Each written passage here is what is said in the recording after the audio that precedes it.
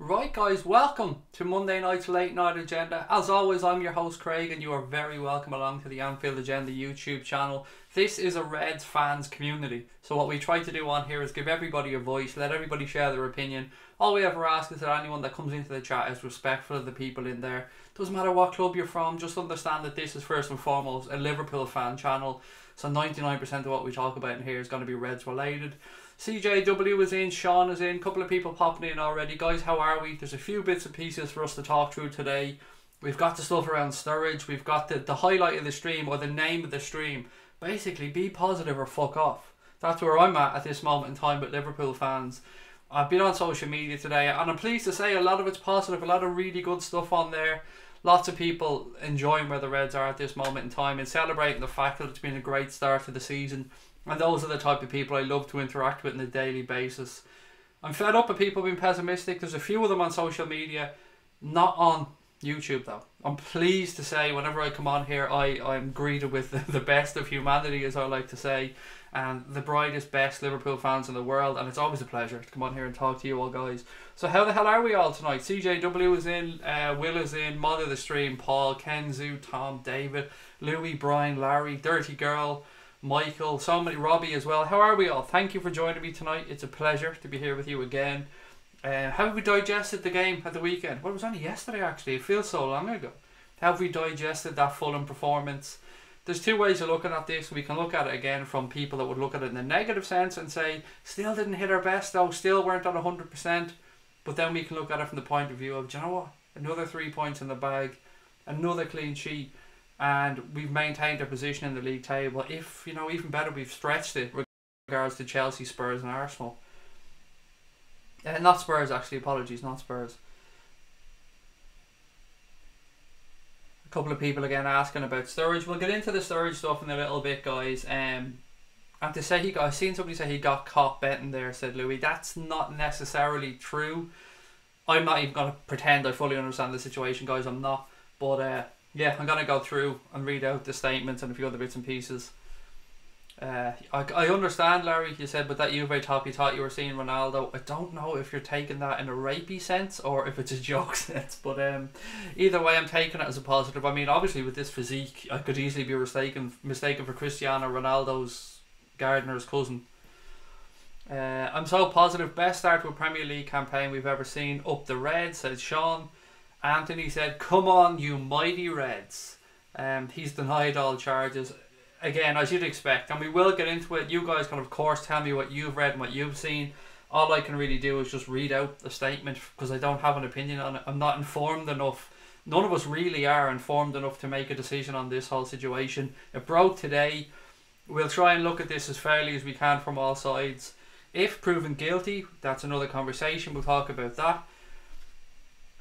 There was a beautiful post on Twitter by LFC Stanley House. I'm sure you guys know LFC Stanley House. If you're on Twitter, you'll know him. He's one of the best Liverpool accounts. Really funny guy, really clever tweets. And his latest tweet, which made me giggle, said, former Manchester City player Daniel Sturridge charged by the FA. Even their former players are corrupt. And that really brought a smile to my face because that's the type of humour I like. Fair play to LFC Stanley House for that one. Always willing to make light of a situation and make us smile, which is brilliant. One of the reasons I love that account so much. Ant said, hi Craig, hope you had a good day. See, a lot of our fans were crying out for what is this? Sorry, bear with me. Hi Craig, hope you had a good day. See, a lot of our fans down on where we are for crying out loud. This time last year we were basically out of the league. I think we were 10 or 12 points down, mate, from this time last year, so I'm with you. Louise has joined as well. How are you, Louise? Great to have you with us. Stephen as well. Stephen, I hope you're having a good evening, my friend. It's been great actually. I get to talk to Louise and Stephen now and a few others on Twitter as well, so it's great to catch up with people during the day apart from the couple of hours that I'm on at night time for the streams. I got a bit of hot water today with a couple of Chelsea fans. I basically called them cunts. Not basically, I did. I said I despise all of your fan base. I think you're all cunts actually. So I was a bit harsh. I apologise to the individual because he didn't deserve that. He was a nice guy. But I stand over what I said and I stood over it on Twitter to the extent that any dealings I've had with them fuckers over the years haven't been pleasant. and I don't have many good things to say about them. There's a couple of nice Chelsea fans who, with all due respect, I have met in life. Connor's partner Kira, she's a lovely girl. This gentleman was okay, and actually I have one mate from school who supported Chelsea. Now he kind of turned out to be a dick, but you know, I'll give them the benefit of the doubt on that one. Louis said, well, I'm not saying Sturridge done it. Absolutely no, buddy, I'm not saying you are. I'm just saying that none of us really knows what's going on. Did the stream just stop for a second? It could have happened, mate. It's happened before. Connor reported it happening there for 1 second or two before as well, so it may well have, buddy. Del Piero on guest host tonight, Robbie. You know it, mate. You know it. No Piero, no party, motherfucker. God, the compliments. Ronaldo, Piero, Pele, be next, Diego Maradona. I don't know, keep them coming. I'll take them. It beats being called a nonce, which it actually was today on Twitter. Not a day goes by without being called a nonce, a bald nonce, an eggy nonce. Yeah, I've become numb to the nonce slagging at this point. Do you know what though? What I can take solace from is that I know I don't touch children, so that kind of puts me okay in the nonce statistics. Craig, if Klopp changes tactics so we don't get to behind City. Craig, have Klopp changed his tactics so we don't get it? I don't know if we have to change tactics, mate. I mean, we can look at it from 2 points of view, Lars. There's the point of view that people are worried about the goal difference and that we're not scoring as many as we used to, and I understand that. I'm one of those people that are confused as to why we're perhaps not scoring as many as we used to. But if we flip that on its head, from a defensive aspect, we've been rock solid. So has Klopp actually got the balance right? I don't know. I don't think we can really do much more than what we've done so far in the league. 12 games in and we've got 30 points. That's pretty impressive. So I'm not sure what else Klopp can really do. Somebody pointed out to me that Manchester City, 4 of their next 5 games are away from home. There could be some chance there for them to drop some points, and we have to be ready to be right on the coattails to capitalise if they lose a game. It's as simple as that. I mean, to put the season into context, it's the first time in the history of the Premier League that 3 clubs have gone 12 games unbeaten in the league, in Liverpool, Manchester City and Chelsea. That's a phenomenal achievement from those 3 clubs. And that just goes to show you the level that we're at this year. Unbeaten in 12 games, right there at the top of the table. I did all the points differences last night. 10 points clear Manchester United. I don't want to go through them again because I don't have them to hand and I don't want to say things that are incorrect. But we're ahead of absolutely everybody basically, bar Manchester City. And they've had a tremendous start to the season. So I think we're doing pretty good. All in all, I think we're doing pretty good. We can nitpick, but we have to be pleased at where we are. I'd have taken this at the start of the season if you offered me 12 games in to be sitting 2 points behind City and a few points clear of the others. I would definitely take that. Dave said, Farwell said, I know a few displays have been somewhat less explosive than last season, but we have the most points at this time in the Premier League history. All is not lost, though. Room to improve. There is absolutely room to improve, mate. I mean, there's always got to be room to improve. Even if you're sitting Manchester City on top of the league table, you'd have to say there's room to improve. Yeah, you've got to always want to improve, you're right. But I'm so pleased with our defence. I have to say, I'm so pleased with our defence this year. We're almost arrogant to a certain extent with going into games now, believing that a clean sheet's there. Or we spoke the other night, and a lot of you guys agree that when we get corners in or we get free kicks against us, that we just nonchalantly know that we're going to clear them. Now, 1 in every 100 we may concede from, and that's a number I completely just plucked out of my arse. So don't hold me to that one, but certainly a lot less. I remember a time when we had corners and I used to be petrified every single time we had a set piece against us. Even long throw-ins were worrying me. How can Chelsea fans be cunts? Cunts are useful, said Stephen Richards. Touche, Stephen. You've got me there, mate.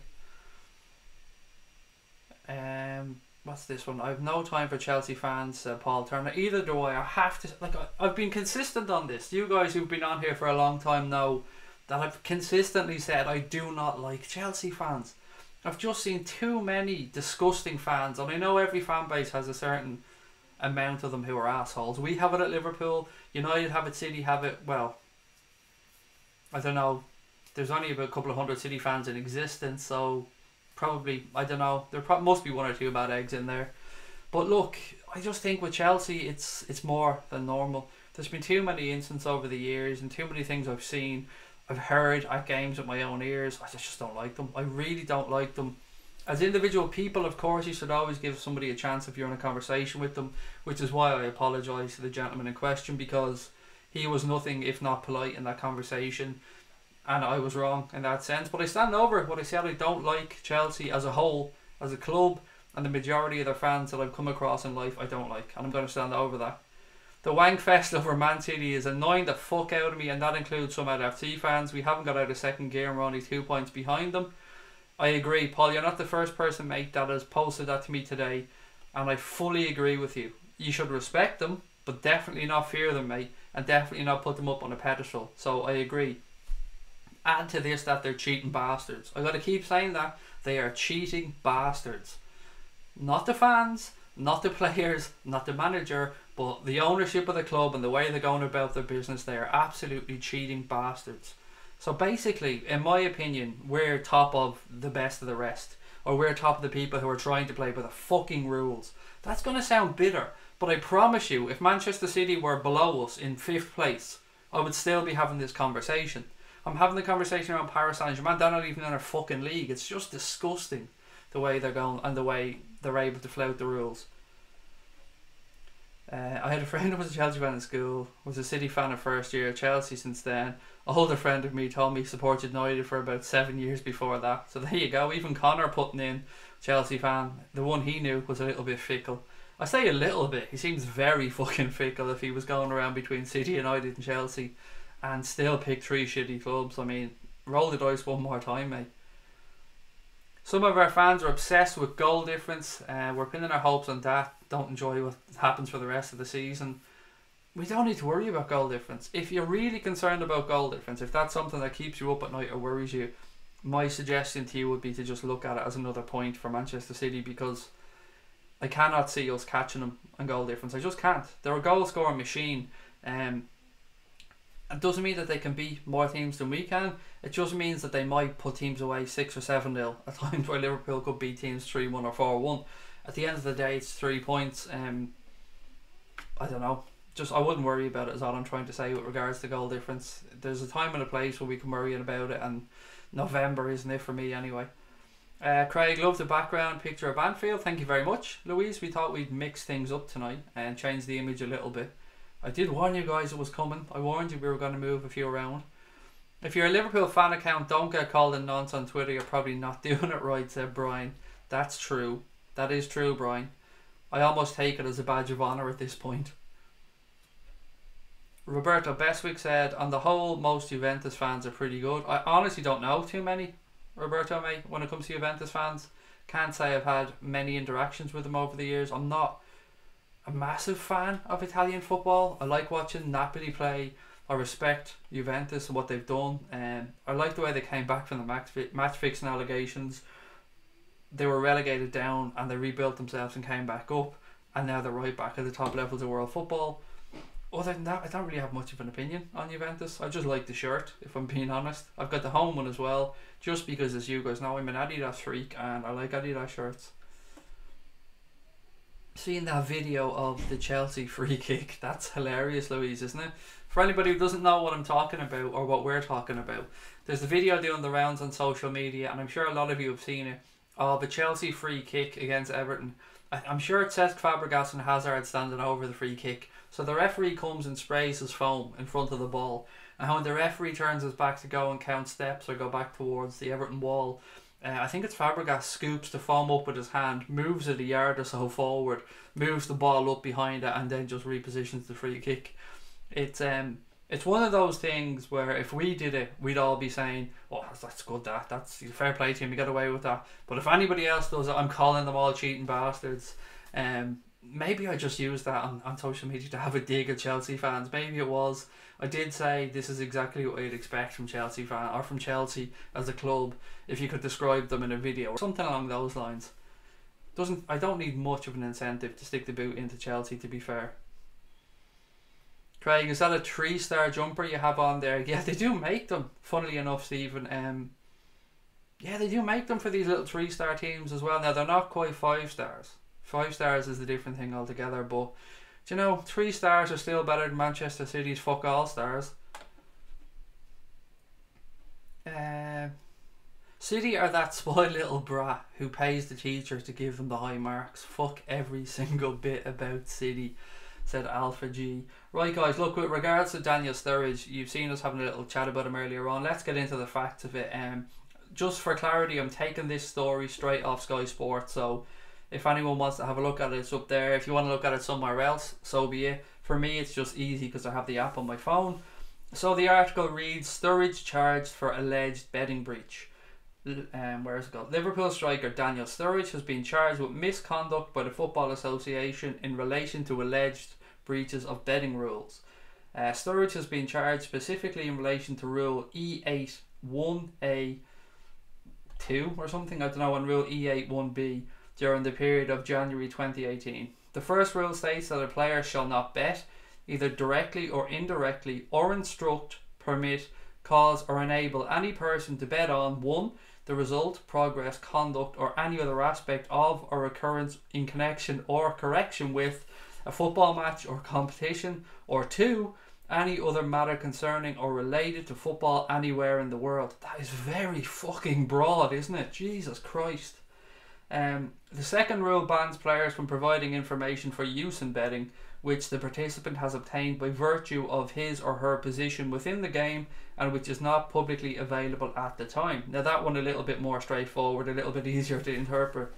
Sturridge joined West Brom on loan in January before returning to Liverpool at the end of the 2017-18 season. The 29-year-old has until 6 p.m. on November the 20th to respond to the charge.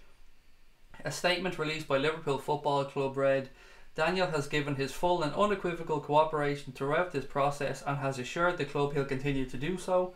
Daniel has also stated categorically that he's never gambled on football. As with any issue of this nature, we will allow the process to be concluded in its entirety before making any further comment. That's as far as I am with this, guys. I don't want to say much more on it. I'm trying to still interpret that first one. The second one is really self-explanatory. Maybe I'm being a little bit silly or a little bit dense with regards to the first one. The second one seems to be, look, if you have knowledge that somebody's injured or that somebody may be unavailable or something like that, you can't share that with people because it's inside knowledge you have on the game and that could affect people's odds for betting and stuff. That's really straightforward.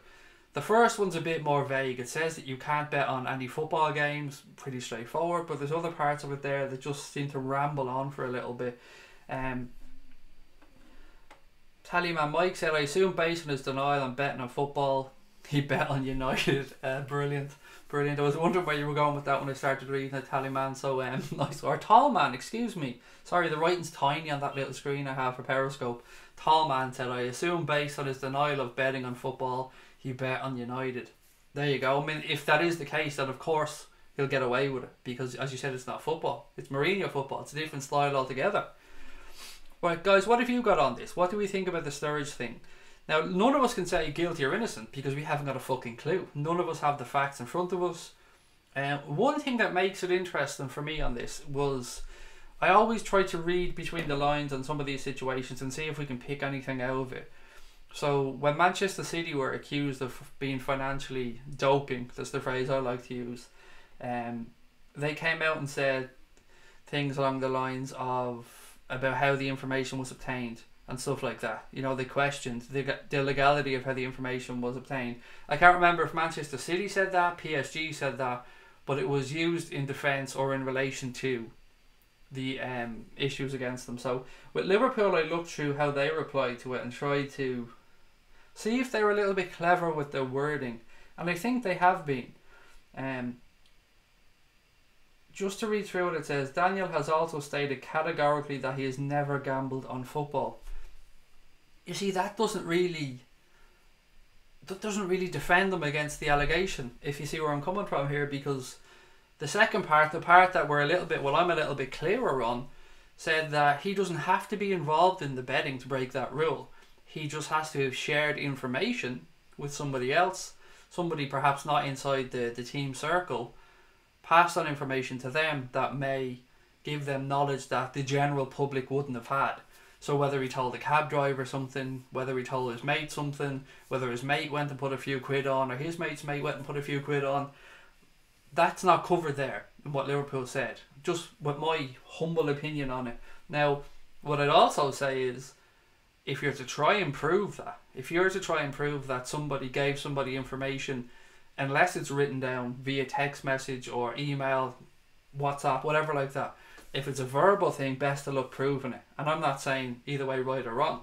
If Daniel Sturridge is found guilty, then Daniel Sturridge has to face up to the rules of the game and maybe receive a ban, or I don't know, whatever they dish out to him. That's not for me to say. I hope he isn't, though. Of course I fucking hope he isn't, and I hope this doesn't affect him, and I severely doubt this part is true actually, but I hope it's just not another attack on him to try and get at Liverpool. Maybe I'm being a little bit fucking pessimistic. I'm probably being very pessimistic thinking that way.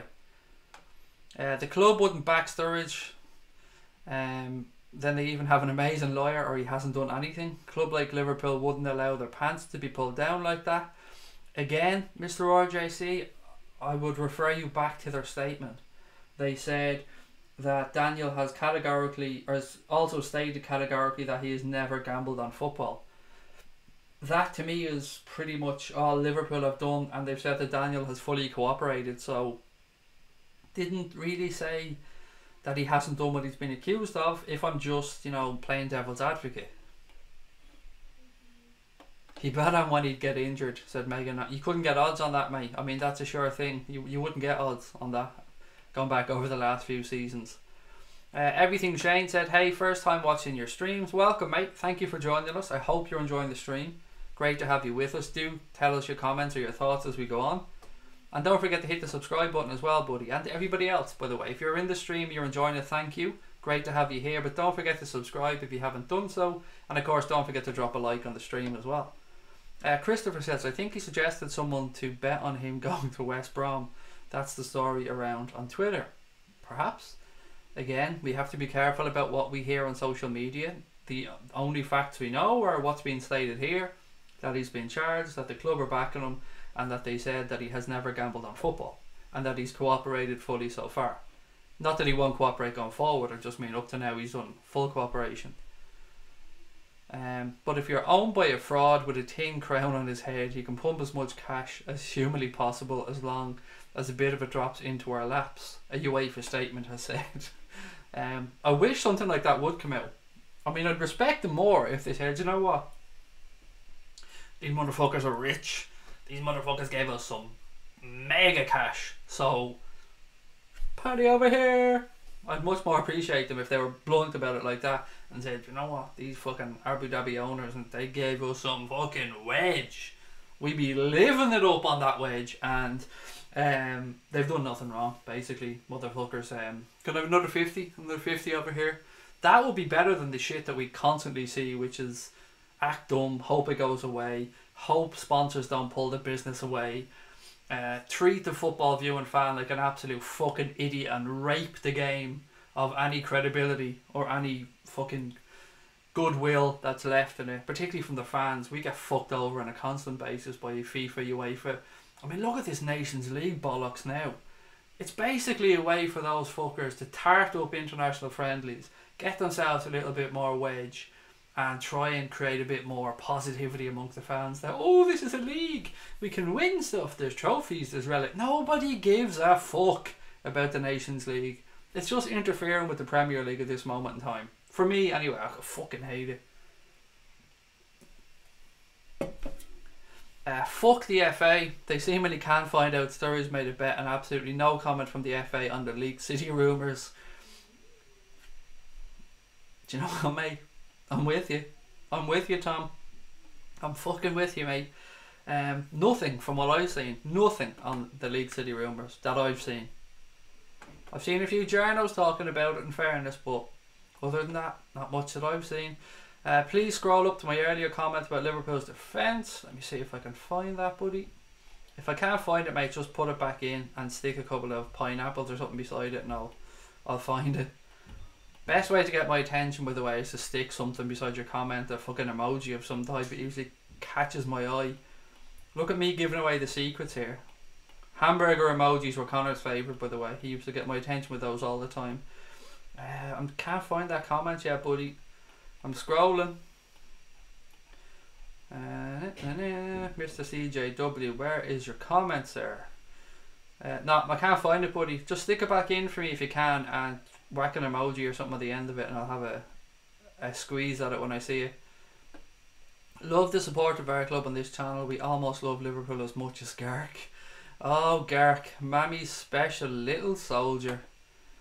I love that world of Goldbridge account or whatever it's called. It's priceless. It always makes me laugh. As I said, that is my guilty pleasure.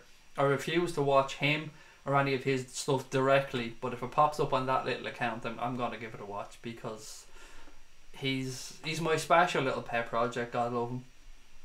Why is Nathaniel Klein not getting a chance? I rate Trent Alexander-Arnold highly, but his performances have been average and he needs a kick up the backside. I think Klein would do that to up his game. We were only talking about this Kincaid the other day, buddy, and the truth is none of us really know what's going on with Kleiny. Much like you, I have a lot of time for Klein. I think he's an excellent fullback. I disagree with you a little bit on Trent Alexander-Arnold, and not that his performances haven't been up to scratch. I'm agreeing with you there. I don't think he's been at the same level that he was previously. But what I'd say is he's a very young player. You get this with young players. Sometimes they're going to need perhaps a little time away from the team. Sometimes they'll have a dip in form. Jurgen Klopp, I'm sure, will know how to manage that subject or that particular issue, if there is an issue, really well. But the Klein thing, mate, I'm baffled as much as you are. I don't know what is going on there. It seems really strange that we have a player as good as Nathaniel Klein, or as useful, as versatile as Kleiny, and he's not getting a look in, even at right back. We're getting Gomez to play there when he needs to miss a game or have a rest. Just like the US election, more worried and angry about how the emails were obtained and not a bit concerned about the content. Frauds. Notice they aren't suing over content of the emails yet. Good point, Farwell. And of course, you being from the United States know firsthand how that election went. From outside, from me here in Ireland looking at it, it was almost comedy at times, mate. And look, I'm not a political person. I don't really have a political leaning one way or the other. If anything, I would probably be more socialist than anything else. But yeah, the American election was a bit of a farce, let's be honest. But you have to say the Democrats were bullied. That's one thing I'll say about that election. The Republicans said, "What, we're getting away with this shit? They're going to keep letting us do this." So the Republicans basically just pulled down the Democrats' pants, and the Democrats were too nice and just let them do it. Yeah, they should have fought back. They should have learned to fight dirty. Even if they did want to drag themselves down to their tactics, man, fuck it. When you're in the trenches, you do what you got to do. What else have we got? Where's Damo? There's Damo's comment. Sturridge has to threaten to bankrupt the FA by fighting them, the lawyers, for the next 10 years. It worked for City. That's true. Don't think Sturridge quite has the wedge that Manchester City's owners have, but yeah, you never know. I mean, air out a bit of dirty laundry, threaten a few people, say you know a few things about a few things. You never know what'll happen. By the way, what's up with the Juve shirt? King, if you're, I can't remember if you're new to the channel or not, mate, but basically I'm a massive chav. I'm a massive chav that wears football shirts, loves football shirts. I've got a big collection of football shirts. I wear various shirts. I've got Juve shirts, Liverpool shirts, international shirts, Columbia shirts, MLS shirts, loads of fucking shirts, buddy. All I mean by them is that I'm a football fan. I love Adidas. Most of my clothes that I wear, leisure wear wise, are Adidas. And don't take anything by this other than it's a football shirt. I like football shirts. You'll never see me wearing another Premier League team shirt. That much I can promise you. It's Liverpool all the way. My allegiances aren't in any way skewed. I just think this is a fucking nice shirt. To be honest, I started last year. I picked up the Juve home shirt because I had the collar something like this one, and I love these type of collars. And then this year, somebody sent me the Juve home shirt as a gift. So then I went out and bought myself this one when I was in America. So it's nothing to it, mate. I'm not a Juventus fan, really. I'm a fan of good football, but mostly I'm a fan of nice football shirts. And I certainly have at least 100 football shirts. I probably have more. Told somebody Pardew will be sacked. Pardew, as somebody pointed out, maybe it was you, mate. He has a year and a half or something left on that mad deal he signed with Newcastle. Craig, do you think Sturridge is being stitched up by Manchester City's people? Look, it's a bit...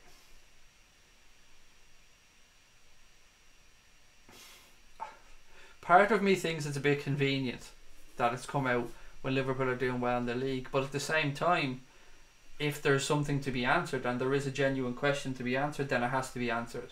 It's as simple as that. One, I don't know how long the FA have had, or the Premier League have had this information, nor do any of us really, that I'm aware of. So it's not right for us to say, or me to sit here and say perhaps they're sitting on it and they've used that at this time.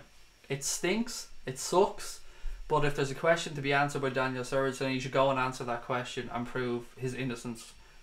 If he's innocent, or if he's found guilty, then he should face whatever sentence or punishment is handed out to him, like anybody else who's found guilty.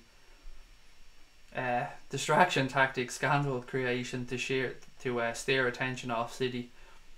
Look, it's not... Is it unbelievable? Probably not. I mean, you're playing with high stakes.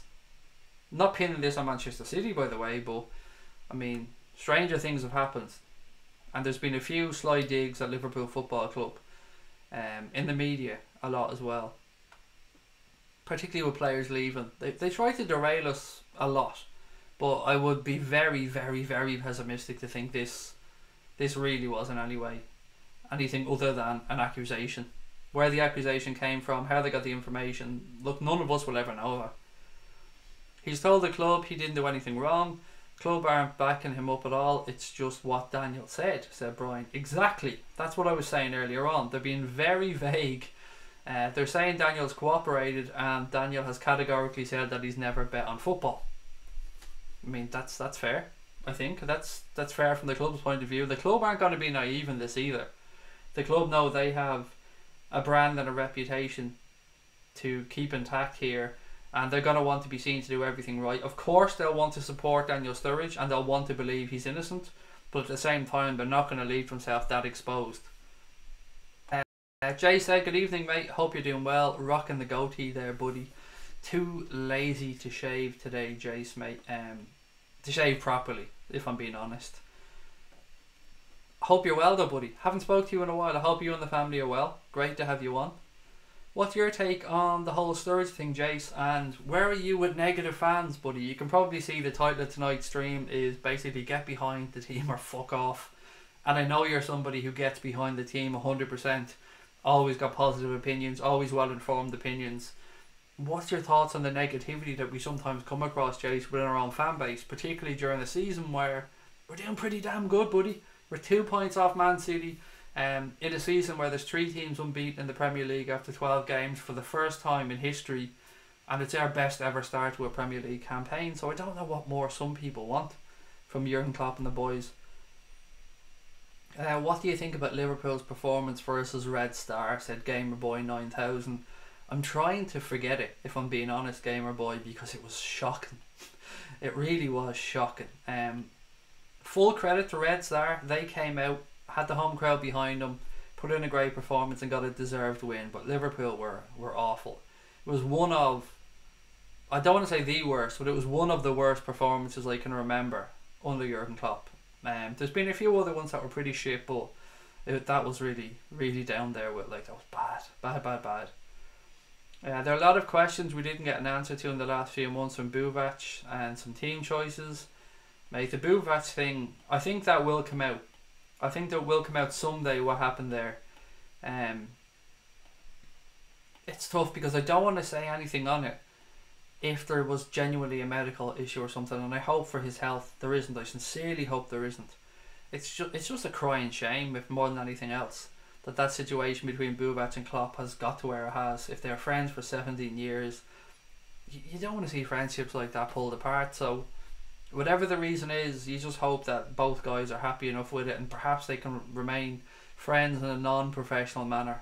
I don't know. I don't know what happened, but it's shit. I didn't like when it happened last year. It'd be great if he was here, but look, we've got Pep Linders, we've got Jurgen Klopp, we've got a great team of coaches there.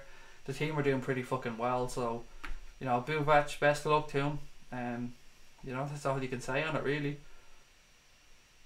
Jason Maguire said, I've got loads of shirts as well. But that one I wouldn't wear, or the one I wouldn't wear is United or Everton. I wouldn't wear United or Everton shirt either, mate. I wouldn't wear any of the Premier League team shirts. But yeah, I do like football shirts. The Klein shit will definitely come out in the wash. Has to be a personal thing, said Brian Morrissey. Yeah, I actually never thought of that, Brian. In my naivety, I never thought of the personal side of it. I probably went to thinking there's something in his personal life, but I don't know maybe if there's something between... Oh, you mean in his personal life? I thought you meant perhaps between him and Klopp. But you probably meant in his personal life, which in that sense, yeah, that adds up. Craig, you look like... Is it Vialli in that Juve shirt? I'm taking that, mate. I'm taking Vialli. Vialli will do. Am I the only one who really likes FSG and what they did for us and wanting them to stay on as our owner, said Hassan? I wouldn't say so. I think a lot of us respect what they've done. Yeah, I'm pretty happy with them as owners, Hassan, if I'm being honest. Could they have done better? Yes, of course. But overall, I think they've done the right things most of the time. They could build the Annie Road end. That should be done. I don't like the fact that that's just a numbers issue. If the money's available, it's possible to do it. The planning permission's there. I think they should go and do it. Other than that, and a few other things, a real lack of interaction, I think, around ticket prices and stuff. And again, this isn't something I've been involved in, so I'll leave that to people well more qualified. But overall, they haven't been bad owners, mate. Whether you think they've been great owners or not, you know, that's for people to decide. But they certainly haven't been bad owners, and they've never done anything to intentionally damage the club. So, nah, mate, I'm happy enough with them. What I would say is, to kind of quote Ian Eyre, be careful what you wish for with regards to new owners. For those people that do want new owners, I mean, there are some really fucking shitty owners out there that could come in, bleed profits out of the club, like the United owners are doing, or they could hemorrhage the club to the hill to buy it, like Hicks and Gillette did. There's a few owners like, or you could have a sugar daddy who come in and you could be his new toy, his shiny new toy that he could throw millions and millions and millions of pounds at, get bored, get pissed off and leave. Look at what's happened with clubs in Russia, what's happened in clubs in Spain. I think Malaga at one point in Spain were owned by a billionaire who just got bored of the project, or threw his toys out of the pram maybe because they couldn't get planning permission in one part of the city, something along those lines. So we have to be a bit careful. FSG are good, respectable owners that know how to build a sports brand. They know how to increase value of a sports brand. They've got good contacts within the industry. They've brought us new sponsorship deals. They've increased money. Some people, I think, are a little bit too blinkered by seeing Abramovich and seeing the people that are cheating with Manchester City and the money that they're spending and the wages that these clubs are paying, and try and compare us to Manchester United. We can't be compared to Manchester United from a financial aspect because, one, they are much, much, much more of a behemoth with regards to finances than we are. They took the gamble all those years back. They built Old Trafford. They were much ahead of the curve with regards to sponsorship deals and commercial activities. We're playing catch up, and they're doing a really good job playing catch up, but we're playing catch up, let's be honest. I blame Ray Winston, said Megan. Okay, fair. I don't know how, but I'll go with you. I'll give you the benefit of the doubt. Brian said, I think a lot of the perceived negativity comes from the fans that have been there and tasted the heartache. I'm looking to see if I've missed CJW's comment again. If you did put it in, mate, and I've missed it, I really feel like a dick, but I'm scrolling through it to try and find it. And to anybody else, if I miss your comment, please don't take it intentionally. I'm trying to get through as many as I can, and I don't pick out favourites, or I have nobody that I dislike on here. I've been accused of that before, but I promise you guys, it's not the case. Some things just catch my attention, or sometimes I scroll down to something and it just happens to be there at the right time. Randy said, good evening Craig, evening Redmen. Is there any truth to the rumours that FSG are putting the feelers out there to sell the club? Looking good in the Juve shirt, Craig. It's not a Can 23 shirt, is it? No, there's nothing on the back, it's just the shirt. The owners, I don't think they're looking to sell. I'll stand over what I said before. I think they're looking to bring in a minority shareholder or a minority owner, that could possibly open up new markets or new avenues of revenue streams for the club, whether that be perhaps in Asia, or I don't know. Football finance is a complicated stuff that's way above my pay grade. What I will say is, if they do come to sell the club, and I think they may sell in 5 to 10 years, somewhere around that time, a guess, complete guess, but you know, they'll sell us on in a better place. They'll leave us in a better place than when they came, in a much better place actually than when they came. And I don't have any problem with them making a shit ton of profit when they sell the club. None whatsoever. I think that's what you aim for in life. You buy a gaff, you fix up that house, you know, tidy up the garden, stick a lick of paint on it, fix the electricity, stick it back on the market and hope you make a few quid. They've done that on a much bigger scale. And if they sell us in the end and make £1 billion profit, £1.5 billion profit, then that's their prerogative. They didn't milk the club while they were here. They didn't pull all the profits out. They backed the manager. They brought in players. They brought in the best people they could feel to run the club. They increased us commercially, brought on new sponsorship deals, and built a main stand. You know, lots of other positive things as well. So I don't know what's going to happen though. Jace said, the negativity does my head in, for want of a better term. We've not been at our best, and constructive criticism is fine, but there's too many people more preoccupied with being right and building up their social media accounts, and getting behind the team. Twitter is full of people having digs at one another, and it winds me up personally. Don't have to follow blindly, but enjoy our progress. Yeah, Twitter's a tricky old place, Jace. I was only talking to Copace on there earlier on, and I was saying, look, Twitter, I've met some of the best people, best Liverpool fans, most knowledgeable fans, most interesting people of my life on Twitter, and I have seen the absolute shit of humanity on there as well. Some absolute scum who I'd never like to meet in person. So you get a good mix on there. It's tough to get through the shite at times and the negativity, and I have a love-hate relationship with Twitter. Sometimes I need to take a break and walk away from it because I find myself angry reading through the comments, and it's supposed to be something that enhances your life or something that's fun. And sometimes Twitter for me isn't fun. I read it and I just go, you're a dickhead, you're a prick, you're a cunt, go fucking support somebody else, fuck you, how dare you say that. Oh, that's nice, look at that lovely picture of the kids, oh, they look like a nice family, wish them well. Back to hating cunt. You know, sometimes that's the case on there, particularly after we drop points. I mean, it can be a real cesspool after we drop points. LFC _5 said, I know we all hate the Mangrats, but if there was one player you could take from their club, past or present, who would it be? I'd pick Roy Keane. He's just a crazy mad bastard that ran the midfield. Without a shadow of a doubt, without even having to blink or think twice, it would be Peter Schmeichel. I would. Give me 10 years of Peter Schmeichel and that would do me the finest. He was, as a goalkeeper, he was just one of the best. One of the best, most commanding goalkeepers I've seen in my lifetime.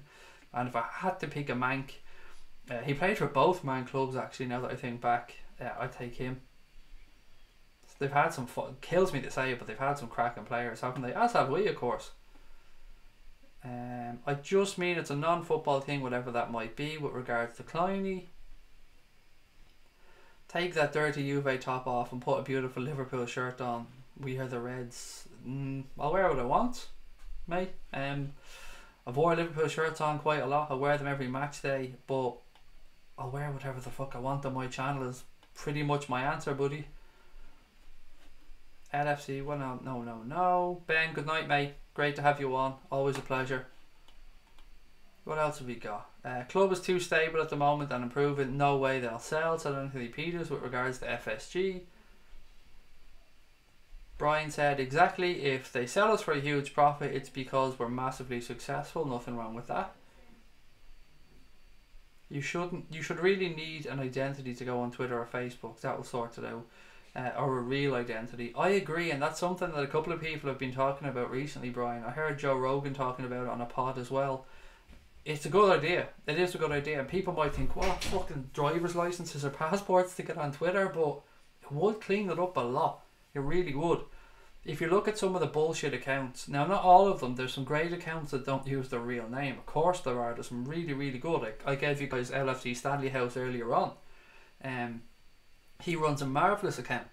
But there are a lot of them who use names like fucking, I don't know, Firmino's housekeeper, or, you know, fucking Frisky Firmino's fucking falafel or something. I don't know. I know there isn't a Frisky Firmino account, so that wasn't aimed at him. It was just the first thing that came to my mind. So yeah, so those type of accounts, they can be iffy fuckers, and if you did have to use your real name, or at least, you know, you have to use some type of information or ID or something, or a bill, something to verify who you were, it would be a bit easier. It might stop the trolling to a degree as well. Schmeichel was not as good as Shilton or our Big Nev, says Gareth. He absolutely was as good as Neville Southall. He was better than Neville Southall. Peter Shilton was a fantastic goalkeeper. I'm not going to say otherwise. He was immense. But come on, Schmeichel was better than Neville Southall.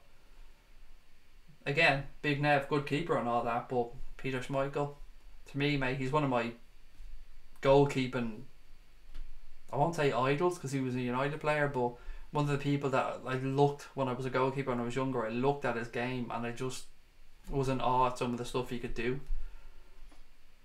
Obviously, purely when he played for Denmark, only when he played for Denmark. I would take Vidic in his prime, said Alpha G. So did Fernando Torres, mate. He took Vidic in his prime time and time again. He bent that motherfucker over and told him what day it was. Jason Roberts said, excellent shout about Schmeichel, 100% agree. He was an absolute beast while we had Calamity James. He was immense. The fucking monster of a fella. I mean, there's very few goalkeepers that commanded their area and their defence as well as Peter Schmeichel did. Big monster of a fella. He kind of invented that whole star jump, or that whole way of coming out and blocking players quickly as well. Well, I say he invented it. He's the first I remember seeing doing it anyway. Damo said, can just see Harry Redknapp sitting with his elbow in the window of a jungle hut discussing the bush trucker trials. Hope he takes Jamie with him and leaves him there. I keep forgetting, I had to say that to my missus earlier on. She said that so I'm a Celebrity, Get Me Out of Here starting, and I was like, Harry Redknapp's on that this year, and she thought it was winding her up. The hate on there is unreal. Lads only saying stuff because they know it's anonymous. Yeah, I mean, look at my pinned tweet if you're on Twitter. My pinned tweet basically sums it up. It's about people who think they're tough hiding behind a keyboard, and that's not what toughness is in life. Any of us can be anonymous and be a hero or be a fucking Johnny Big Bollocks. It takes balls to go out there into the world every day, to put yourself out there, to be judged, used, ridiculed.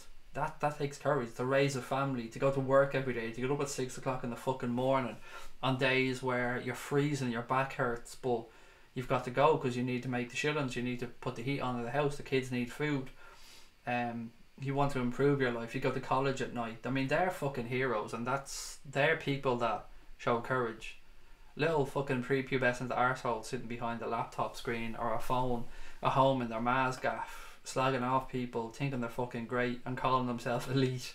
They're just, sadly, they're the fucking future of the world, but they're idiots.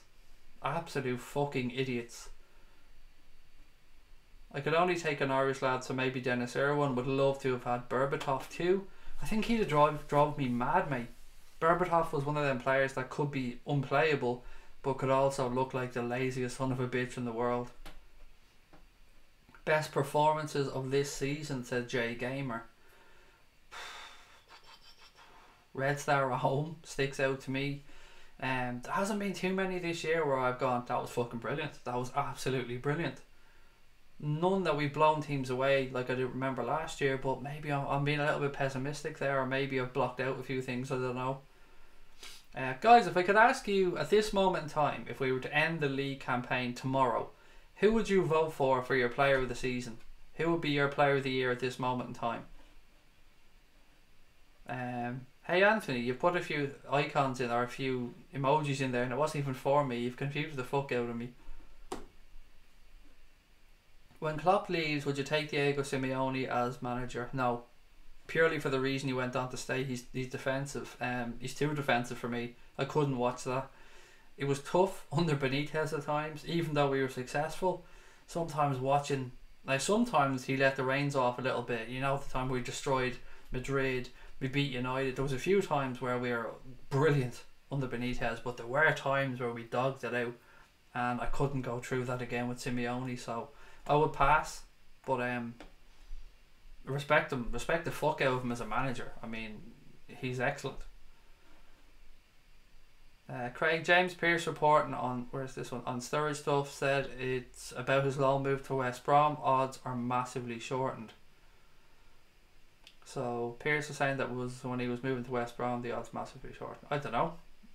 Isn't he from that neck of the woods? Isn't he from Birmingham? Or am I making that up completely? I think Daniel Sturridge is originally from that neck of the woods, so maybe he was talking to family or friends about coming back up that way. I don't know. Either way, if it's against the rules, that's against the rules. That's not for me to decide. Shaqiri, VVD, Robbo for Christopher. Nabil said Joe Gomez. Noel Cannon, VVD. Stig, BVD.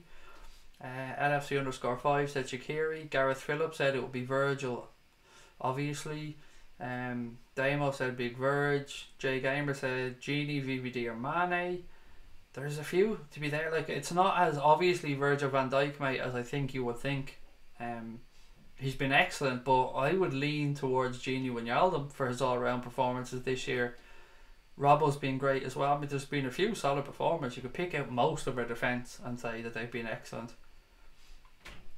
UC said just bought plane tickets and hotel. Have tickets for the Burnley home game. First time since 2009 at Anfield. Buzzing. Nice one, buddy. Brilliant. I hope you really have a cracking time. I hope everything works out. You've got a great day. You got a great game. You see plenty of goals.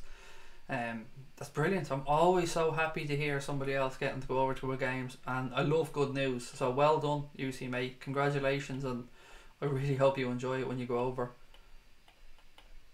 Had some idiot reminding me of a City throwaway opinion that I wrote 3 years ago on Twitter. He remembered and searched for it just to try and shame me. Fuck me. People need to do better things with their time, Jace. Honest to God.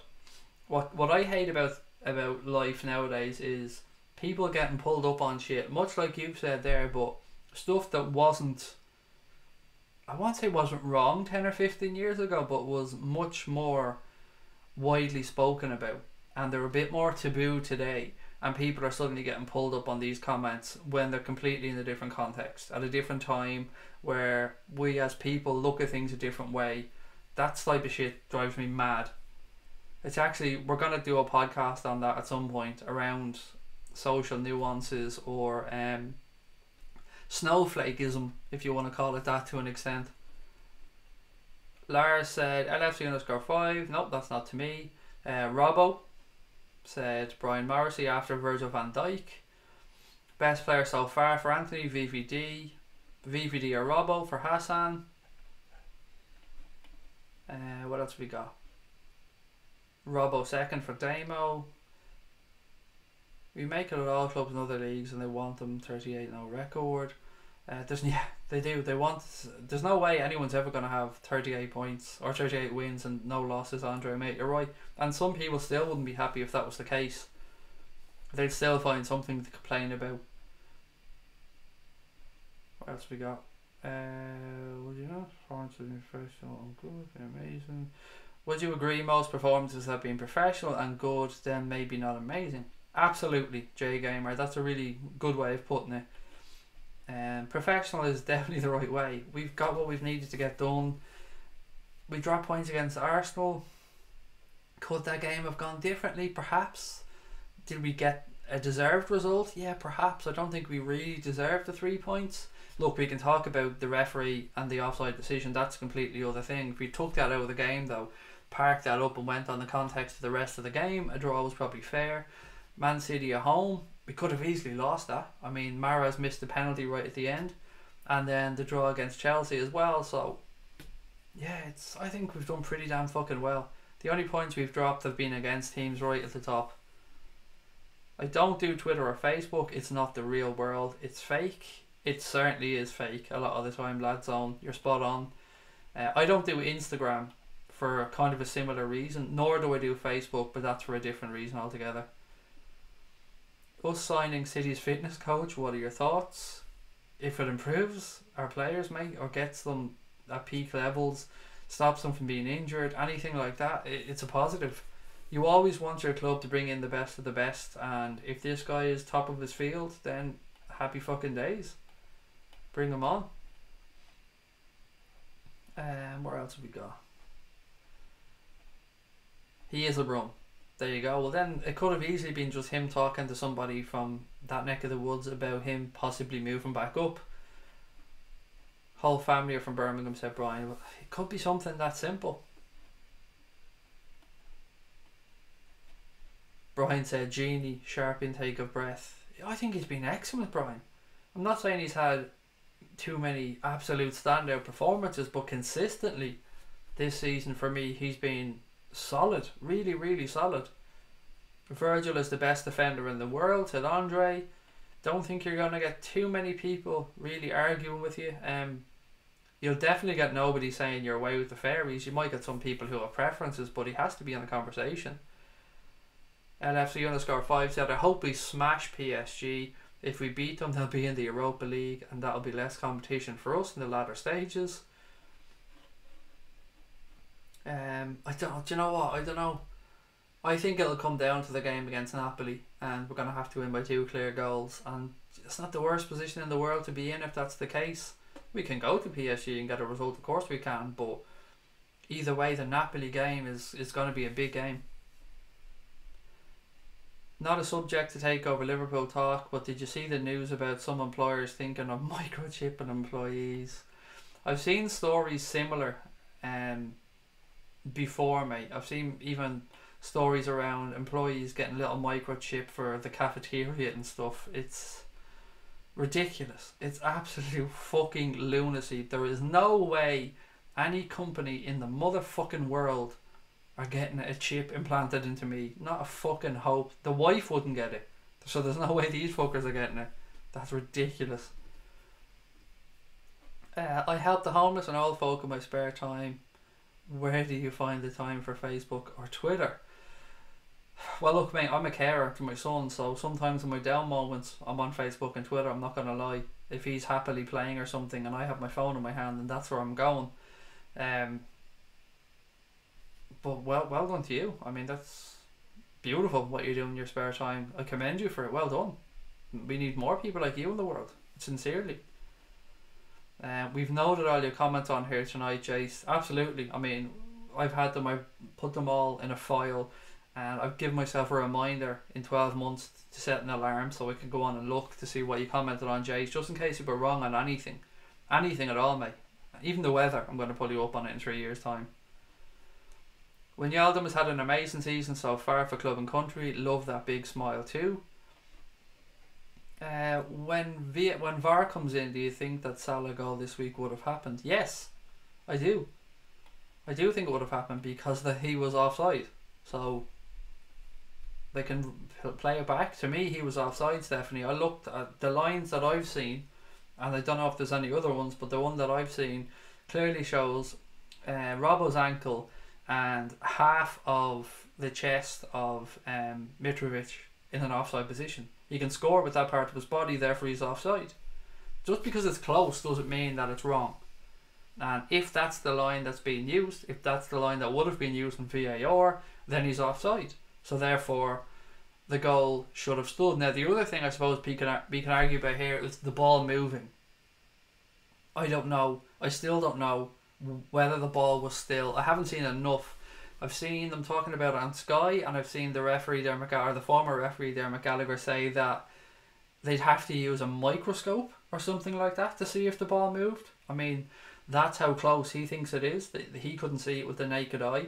I've seen other people tell me that Alan the Genius Shearer pulled it up on Match of the Day and he swears the ball was moving.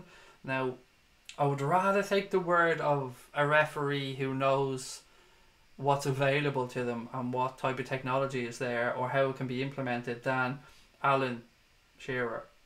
But if I want to know something about winning aerial duels or how to get into the box and score, Shearer's your man.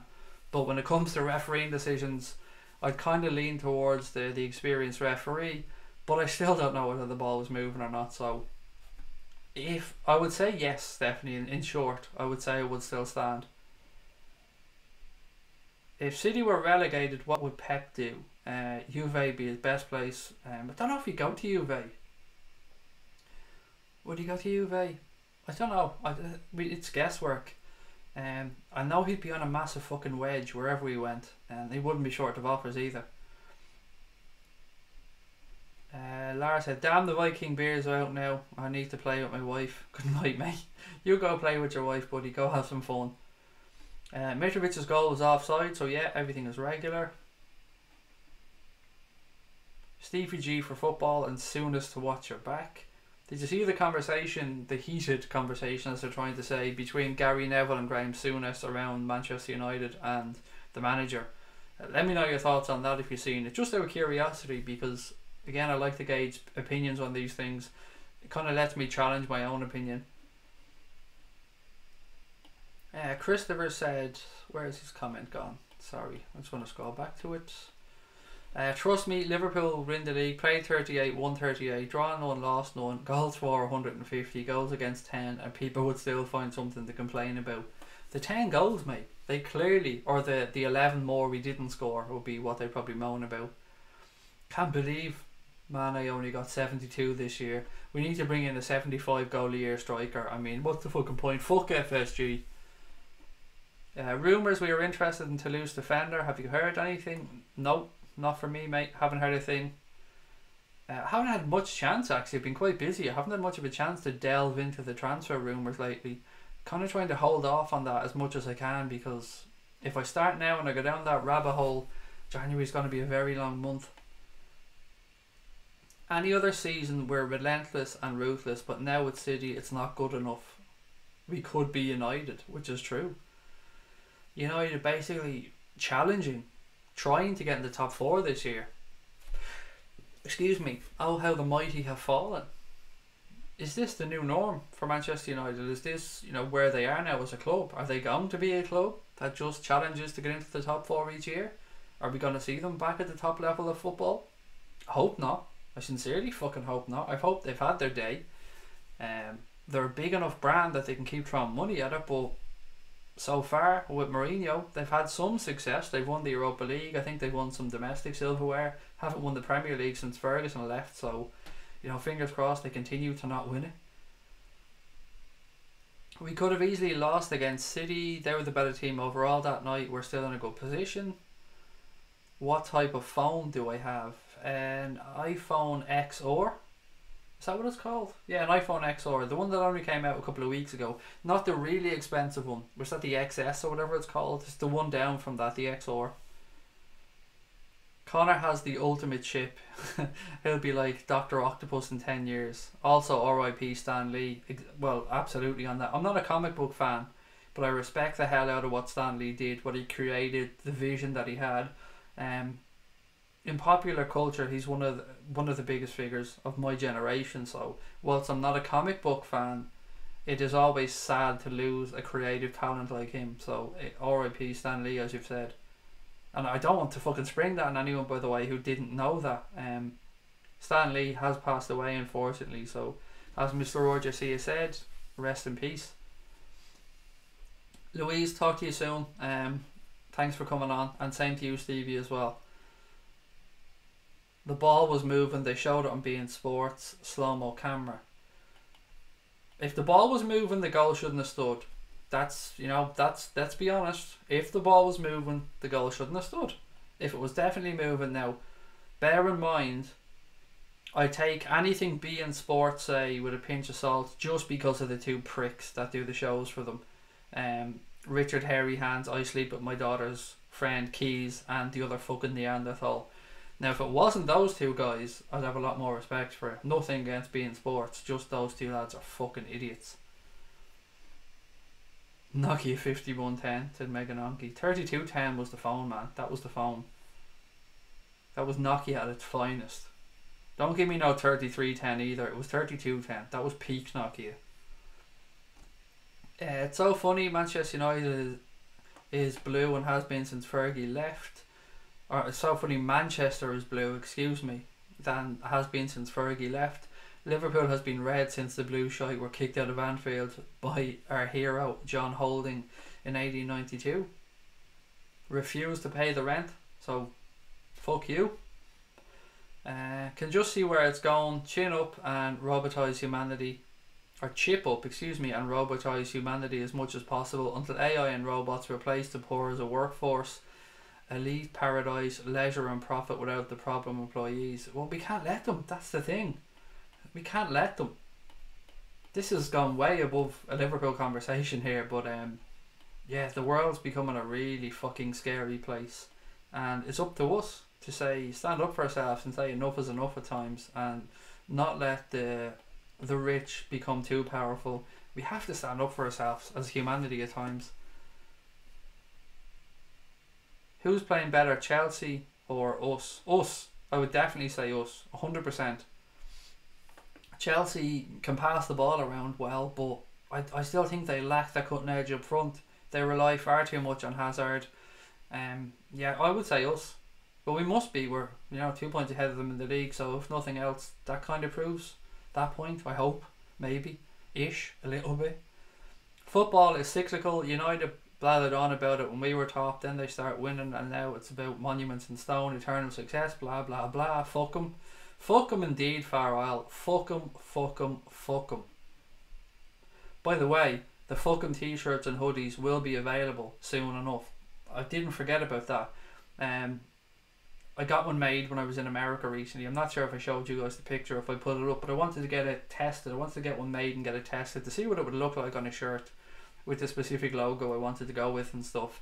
I think it looks pretty good. It's actually hanging up in the wardrobe here near me in my room. So fingers crossed we're going to get them available. We're trying to just work on making sure that they're as reasonably priced as possible. There's nothing worse than overpriced stuff, so trying to get them as cheap as possible for everybody, because it's not about making money on it. It's just about knowing that people like that phrase, and the thoughts of people sharing it around the world with each other, and just simple little things like that. So keep an eye out. That will be coming soon enough. United have a negative goal difference, said Brian Morrissey. Fuck him. What's this? I do think that a lot of frustration comes from the fact City are so good. Typical, our great start is at a time where City are so dominant. However, she should still be pleased and encouraged. Who's she? I don't know who the she is there, Jace. You've confused the fuck out of me, mate. I'm going with Mace, mate. I'm going with we. We should be pleased and encouraged. It is shit though. It is. And do you know what makes it worse, Jace? The fact that with those Der Spiegel stories and accusations, it looks like they're cheating bastards as well. That's what makes this so much fucking more frustrating. The fact that if what's being put out there is true, they've absolutely fucking trampled on the rules, made it up as they went along, stuck two fingers up to everybody and bought their success without being within the rules. I mean, if they bought their success and all these sponsorship deals were actually legit, then grand. But, we know that they aren't. Allegedly. We have to keep saying allegedly, but let's be fair. We pretty much know that a lot of what they're doing is bullshit. So, yeah. It's like, I compared the other day, I said to people, who was a worse fucking cheat, Manchester City or Lance Armstrong? People might think that's a bit over the top, but at the same time, if anybody fucking screws people over and breaks the rules in a sporting sense, you're denying people their chance at success. You're denying an athlete who has cycled his whole life to get to the Tour de France to be competitive. You're denying him the opportunity to stand on that podium at the end with that yellow shirt if you're cheating your ass off. Same from a footballing perspective. If Manchester City are financially doping and PSG are financially doping and they're not playing on a level playing field to everybody else, then they're cheating. They're stopping other players from potentially fulfilling their dreams, winning Premier Leagues, winning FA Cups, going further in the Champions League, all because their owners have a shit ton of money, don't pay attention to the rules and think they can do what the fuck they want. And if they throw enough money around, it seems like they pretty much can. Because as people pointed out earlier on, where has been the fume from the FA over this, or the Premier League? We're talking about Daniel Sturridge tonight, and he's being brought up on charges for betting. That's fair enough. He's got a charge to answer. He has to go do his thing and answer that. But where's the fume about this? Where's the investigation into these allegations? I haven't seen it yet. Maybe I'm missing something. Maybe there is something out there, but I haven't seen it. We should be seeing it. We should be hearing it. FIFA should be looking into it. They should want to clean up the game that they're the governing body of. Sponsors should be demanding that this is looked into. But no, so far, Corruption is absolute, it seems, and they can do what the fuck they want. Mo drawn some negativity on social media this evening for wearing a balaclava on his Instagram post. I've seen that. He said going incognito, I think, and he had a hoodie type thing on. Fuck off, whoever's upset. Whoever's offended by that can go and fuck themselves. To know how bad it is, I put up a picture earlier on that pissed me off. You guys know I've been a supporter of Tony Bellew. I've seen how much I love him in boxing. I've seen a picture earlier on of him standing in front of an Everton banner that said Kenny Dalglish is a homosexual or something along those lines, and it pissed me off a little bit. And I said, does anybody else know if this is a real picture? I hope it isn't a real picture. I hope it's photoshopped. Tony Bellew's had an amazing career, and I don't want to think of him like this. And of course, nonce, idiot, nonce, it's banter, banter, banter. His brother's gay, banter, banter, fuck you, nonce, egghead, dickhead, la la la. It was a genuine question. I wanted to give the guy the benefit of the doubt because I didn't want to think he was standing in front of that. And the phrase banter doesn't excuse that, to me, by the way. And look, it's about Kenny Dalglish, so I should be on here being offended on Kenny Dalglish's behalf. But I thought that was a bit insensitive. But of course, no, it's only banter because, people love the guy. And I love him. I love Tony Bellew. I think he's a great fighter. I think he's a great character. I've paid plenty of money to watch Tony Bellew box over the years.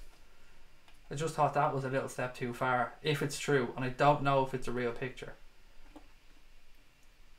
But the Mo Salah thing, they can fuck right off, Anthony. Absolutely fuck right off. 3210 battery lasted a week. Damn right, Stephen. I mean, you know where you're at with that, man. You go on holidays with that thing fully charged and you're coming back on the plane and there's still a few bars left. Cask Strength said, we got the refs with us this time. Who gives a fuck? We scored. I would rather get the goal that was robbed for us against Arsenal. So would I. That would have been more important to us in the season. Lads, I feel like crap this morning, but wanted to say hi to everybody anyway. Hope you guys have a great night. I'll see you all again tomorrow. Up the Reds. Feel better, Rod, mate. Sorry to hear you're not well. I hope everything's okay, and do keep in touch, buddy. Ferno said nice background. Thank you, buddy. Time to change it up a little bit. It was getting a bit stale, so we thought, fuck it, we change it up. What else we got? Brian said, in fairness, the most disgusting thing isn't that these people bought the league, it's the fact that these people are allowed to buy football clubs in England in the first place. I don't know. Yeah, I suppose I get where you're coming from, Brian. Then if that's challenged legally though, that's what I'd worry about there. A fit and proper persons test is so vague, isn't it, with regards to who can own a football club or not. But I suppose there'd have to be some competitive business practices that would be against or something. I don't know. I've never been at that high level in business and never will be. So I don't know, man. But I get where you're coming from. I do understand that this could have been nipped in the bud a little bit sooner. Love how Daniel Sturridge might be banned from football for a couple of months, but Manchester City won't get touched by the FA and FIFA. It is what it is, mate. I'm going to say the same that I'd say if Sturridge is guilty and it's proven that he's guilty, he has to face up to his punishment the same as anybody else. If he's no case to answer and it's proven he's innocent, then great. I'm delighted for him and I'm sorry that he had to go through that. But with Manchester City, there seems to be fuck all happening that we know about. The proof seems to be out there. Now we can argue about how that proof was obtained or if it's even fucking proof. But what I've seen is people questioning how it was gotten and not saying that it isn't true. That's what I've seen. But not from the fucking FA, the Premier League, FIFA. None of these cunts seem to be saying a thing about it. City might pay the racist card because the club is owned by Muslims, and I'm not trying to offend anyone on the channel. As Craig says, it's only banter. Yeah, I don't think they're going to play that card. I said to somebody earlier on, somebody put up the post saying that Liverpool had taken Manchester City's head of physiotherapy and brought him into the club, and I said, watch Manchester City going by the NHS now just to prove a point. The 3210, now I'm fucking watching you off of an iPhone. It's mental. Times have certainly come along, haven't they? I remember the first pay-as-you-go phone that my mother ever had. It was a massive fucking brick, and phone calls at the time were something like 88p a minute or something ridiculous like that. City are being investigated for FFP in 13-14, but were fined 44 million. And so allegations is not going to get a retrial. This is what's coming out of UEFA. Yes, mate. They were, but there has been more information come to light since those, and there's been information about the fact that 30 million was hidden from UEFA and wasn't disclosed apparently. And there's also information about where the money for these sponsorship deals have actually come from, and that it's come from the Abu Dhabi United group that's owned by Sheikh Mansour, and that this has been funneled out to all these sponsors to pay for the sponsorship. So, and there's also proof, or alleged proof, that UEFA were lenient towards Manchester City and Paris Saint-Germain because of pressure from heads of state. So that also has to be accounted for as well. So it's not just as simple as them saying they're not going to get a retrial. They're already opening up the case against Paris Saint-Germain again, because they want to revisit that and look at how that came about and see what the figures were like then and see if they've missed anything. So again, same should be done for Manchester City. They're flagrantly breaking the rules. It's as simple as that. If the allegations that have come out are correct, they are absolutely breaking the rules. And if FIFA don't do anything, if UEFA don't do anything, then it's up to the football world to stand up and make them take notice. It's up to journalists out there who have clout, who have leverage to publish these stories, to get people talking. It's up to the sponsors to start withdrawing the money from these events and getting UEFA and FIFA to actually really investigate these matters. It's up to heads of state who they say have nothing to do with football. Well, it's up for other heads of state. They have to start leaning on FIFA and UEFA as well and getting them to look into it, because it's absolute corruption of the highest order. At its root, at its heart, football is a simple game. We all fell in love with football as children. Well, most of us as children, playing football in the park, playing football with our mates, jumpers for goalposts, all that stuff. We then dream about progressing, going on playing in underage football, playing for clubs, academies, going on and getting trials. One in every God knows how many make it then to play professional football, and those professional footballers dream about playing professional football at the elite level, at the top of the game, winning Premier Leagues, winning Champions Leagues.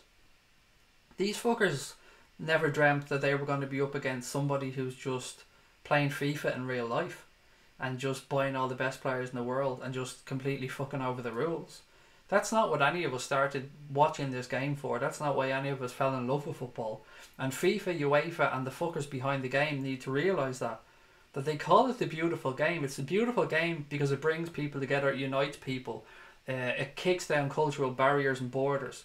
It doesn't pay any attention to race, religion, politics. At its essence, it's not supposed to. That's what football is. That's what football means to me.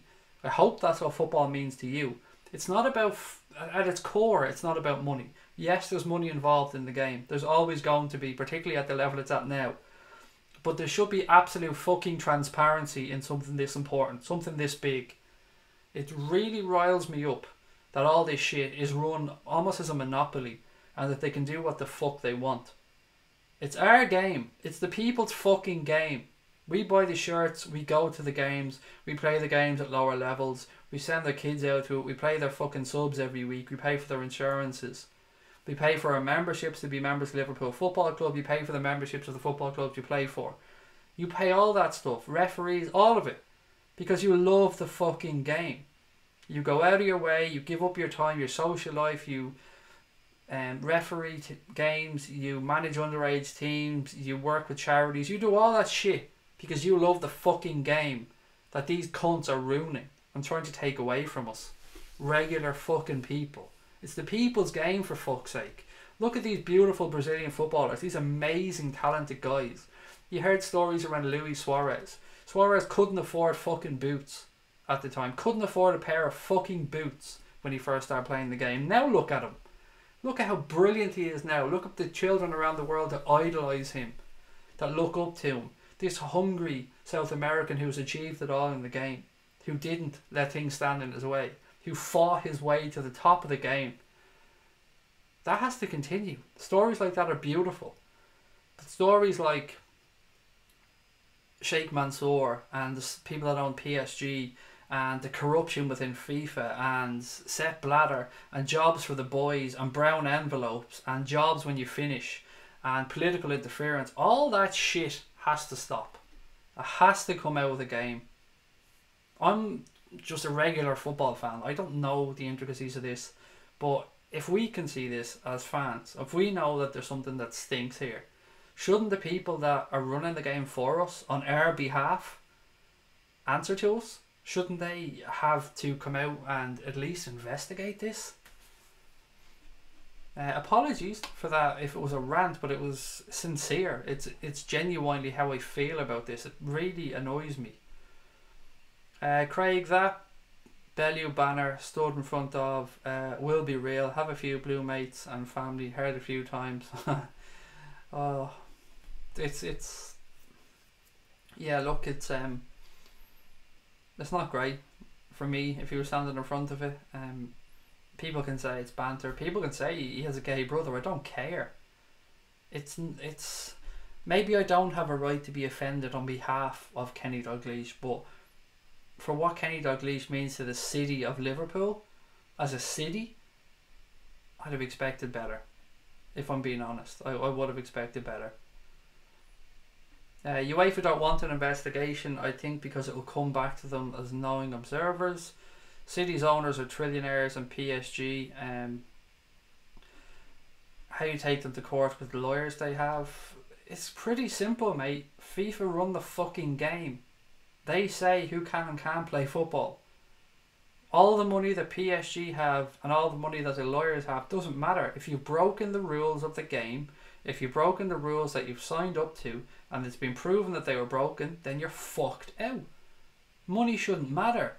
Money shouldn't apply, or rules shouldn't apply to those who have only X amount of money, and those who have more money than everybody else can make the fucking rules up as they go along. FIFA, by the way, aren't short of a few quid. They can afford to take court cases. Trust me, FIFA can well afford to go and fight this without a shot. Have you seen their fucking offices? Have you seen the hotels that they book when they go into World Cups and stuff? FIFA aren't shy of a few quid. Do you think if every Premier League team refused to play City to get it sorted? I don't know is the honest answer. I don't know how other Premier League clubs feel about it. I don't know how other Premier League fans feel about it. I've no right to speak on behalf of other Premier League clubs. All I can say is, from my opinion, this is my views. This is what I've read. I've looked into it as much as I can, as much as I can understand it, being a lay person. And it pisses me off. It's disgusting. When Sterling was a child, he dreamt about Sterling. Low blow, I know. AC Milan would get thrown out of the Europa for financial fair play, went to the Court of Arbitration for Sport and got it reversed. They did. They absolutely did. Again, that's an example, and you're right, they did it this year, but what happened with AC Milan, to my knowledge, was iffy. The way they were purchased and leveraged was dodgy. But you're talking a different playing field with regards to what's going on with Manchester City. You're talking real levels of deception. I don't know if you may have, lads on me. I don't know if you've read the stuff in Der Spiegel. If you haven't, I certainly suggest you go and have a read of it. You clearly know a few things about football here. You're talking about Milan and FFP and the Court of Arbitration for Sport in Luzerne and stuff, and fair play, but I would definitely say to go and have a read of this if you can. Maybe that's why a Super League is being proposed, to get away from the FIFA puppet / bribe taker / backhanding bastards. I like to say, mate, that maybe that's it, but the real reason is because of the wedge. We've seen again reports that the top teams in these European Super Leagues could take in 500 million a year. So I would say that that's the real reason. I wouldn't say that there's any what's the word I'm looking for? Ethical reasons as to why they're going to form that European Super League. I'd say it's purely financial. People say they love watching City play football. I like competitive football. Watching City pummel somebody 6-0 is boring.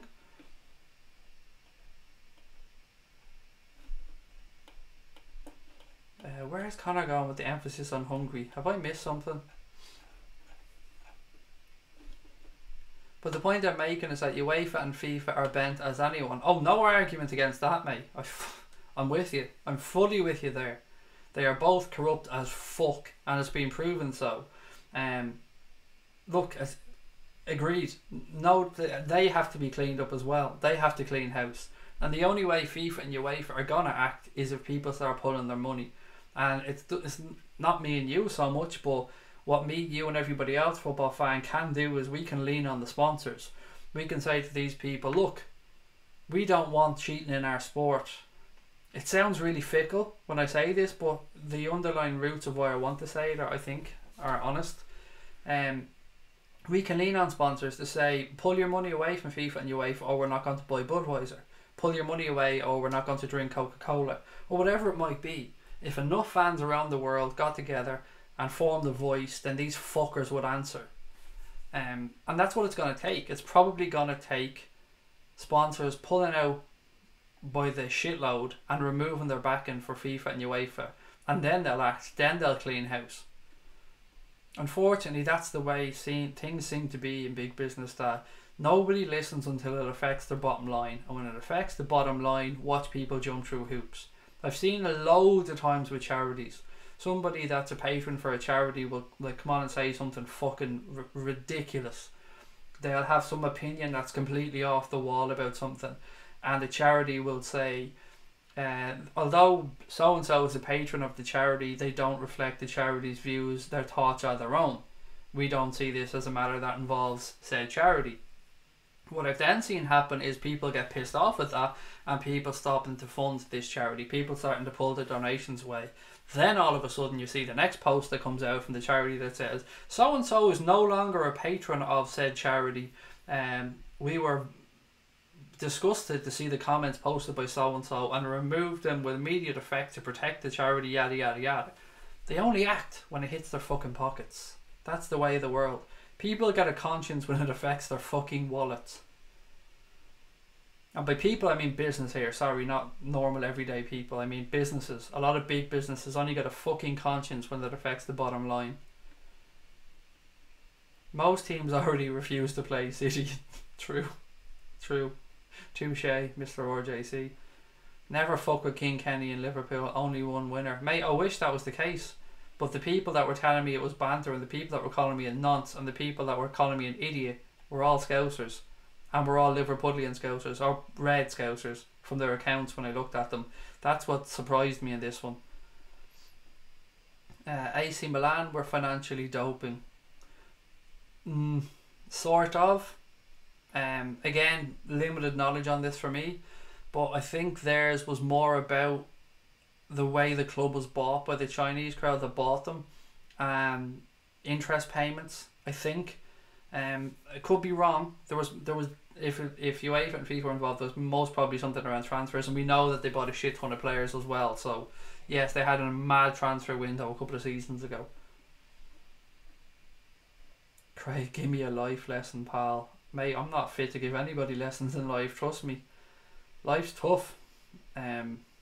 This is my relief from life, coming on here to chat to you guys. This is what makes me smile. This is my downtime when my son's in bed asleep, and you know, I get a time to think about me being Craig and not daddy, or carer for the son. This is where I come on and talk to you guys about something that I'm passionate about, which is football, and Liverpool in particular. You said Suarez is a hungry person. Hungry in a few years, or in a few ways I meant. I get you, sorry. By the way, Connor, if you're online, mate, maybe we can clip up this, my little speech there about UEFA, FIFA, maybe we can clip that up. That might be good to put out there in a shorter clip. I don't think it's my job, or I don't think it's down to me to try and get people mobile on this one, but you know, if we all do a little bit, if we all voice our disgust a little bit, maybe it will help. Nike need to have a word with themselves too. They're the sponsor for both City and PSG. Coincidence? I don't know. I've always said I'm not a fan of Nike shirts though. Maybe subconsciously I'm aware of something, I don't know. Stop buying Coca-Cola, Adidas, Hyundai. Yeah, definitely. You've got to stay away from all that Diet Coke shit. Diet Chav is the way forward. Move all your sponsorship or all your purchasing needs over to Diet Chav. It's the future. But you're right, mate. You are right. And it's not just stopping to buy them. You don't need to go down the route of these fucking idiots that were burning the stuff. What was it, burning their Nike runners and stuff? That was just stupidity. You've already given them your fucking money. What you need to say is you're not going to be buying any more from them, and you need to be vocal about it if you're protesting any particular company. Holding up a pair of Nike runners that you've already given them your money for and burning them doesn't really say much other than you've burnt your own fucking product that you've bought with your own money. Telling them you won't be buying any more stuff from them in the future, or you'll be trying to get people to stay away from their stuff, is a lot more effective than burning stuff they've already got your money for. Craig, you're a messiah. I'm not a messiah, I'm just a very naughty boy. I hope to God people got that reference, by the way. Otherwise I just sound like a fucking weirdo.